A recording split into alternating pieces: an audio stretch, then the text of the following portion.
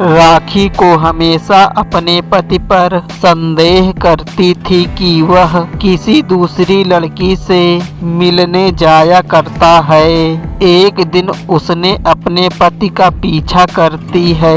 उसका पति एक रेस्टोरेंट में पहुंच जाता है। उसने अंदर जाकर देखा तो उसका पति एक लड़की के साथ बैठा हुआ था, लेकिन वह उस लड़की का चेहरा नहीं देख पा रही थी क्योंकि राखी का पति उस लड़की के सामने बैठा हुआ था। वह पति के आने से पहले छुप जाती है। कुछ समय के बाद उसका पति रेस्टोरेंट से बाहर आ जाता है। जब उसका पति रेस्टोरेंट से चला जाता है तो वह रेस्टोरेंट के अंदर जाती है। वहां पहुंचकर उसने 3 लड़कियों को देखती है। इन तीनों लड़कियों को देखते हुए क्या आप अनुमान लगा सकते हैं कि राखी के पति से कौन लड़की मिली थी?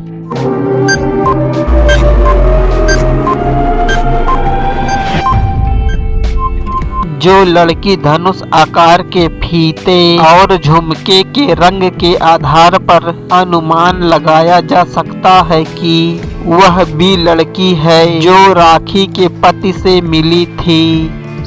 एक दिन मेहुल अपने कुत्ते को टहलाने के लिए ले जा रहा था।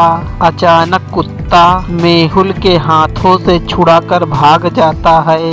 मेहुल उस कुत्ते को पकड़ नहीं सका। वह उस कुत्ते को पकड़ने के लिए उसका पीछा करता है। मेहुल ने उसे एक पालतू जानवर की दुकान में जाते हुए देखा। मेहुल दुकान के अंदर जाकर देखा तो उसे वहां एक ही रंग के 4 कुत्ते मिलते हैं। इन चारों कुत्तों को ध्यान से देखते हुए क्या आप अनुमान लगा सकते हैं कि मेहुल का कौन सा कुत्ता हो सकता है?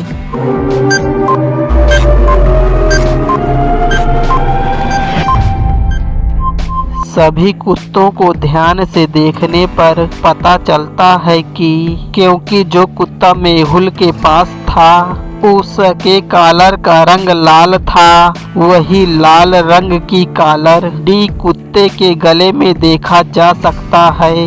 वह कुत्ता डी है, अतः डी कुत्ता मेहुल का है। सैम एक दिन बर्फबारी में फंस गया था।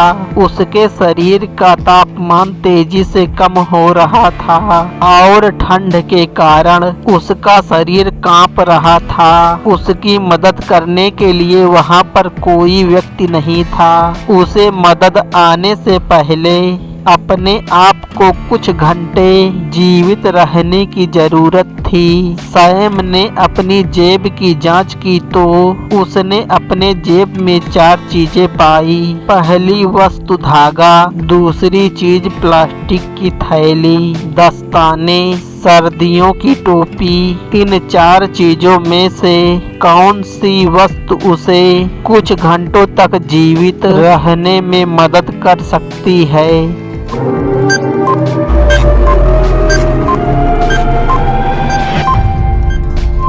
प्लास्टिक की थैली बाहरी ठंडक से बचने का अच्छा साधन है। वह प्लास्टिक बैग के अंदर जा सकता है और मदद आने से पहले अपने आप को कुछ घंटों के लिए जीवित रख सकता है। एक दिन रमेश एक जंगल में खो गया था। वह जंगल से बाहर निकलने के लिए रास्ता खोज रहा था। जब वह रास्ता खोज रहा था, अचानक उसकी नजर एक झोपड़ी पर पड़ती है। रमेश उस झोपड़ी के पास जाता है। वहां उसे एक आदमी मिला। रमेश उस आदमी से टैक्सी स्टैंड तक पहुंचने का रास्ता पूछता है। आदमी ने जवाब दिया कि आपको आगे एक साइन बोर्ड मिलेगा जिसमें बायां गलत है, दायां सही है और सीधा शायद सही या गलत है। रमेश ने उस आदमी को धन्यवाद दिया और आगे के रास्ते पर चल पड़ता है। अंत में उसे एक साइन बोर्ड मिल जाता है। साइन बोर्ड को देखते हुए क्या आप पता लगा सकते हैं कि कौन सी दिशा टैक्सी स्टैंड की ओर इशारा करती है?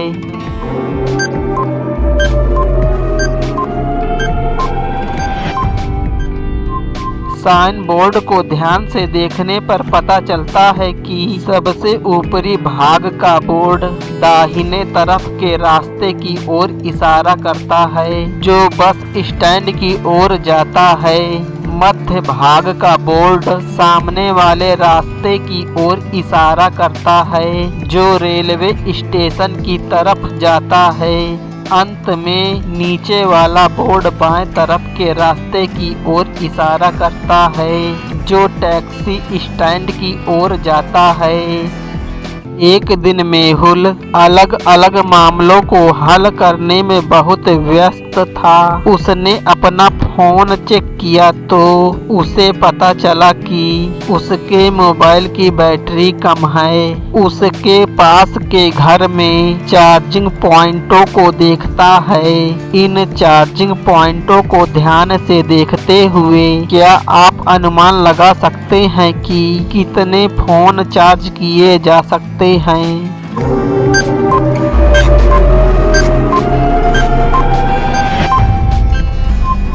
बिजली के बोर्ड में 20 चार्जिंग पॉइंट हैं और 6 प्लग हैं। 20 चार्जिंग पॉइंटों में 6 प्लग लगने पर 14 चार्जिंग पॉइंट बचेंगे, इसलिए 14 फोन चार्ज किए जा सकते हैं।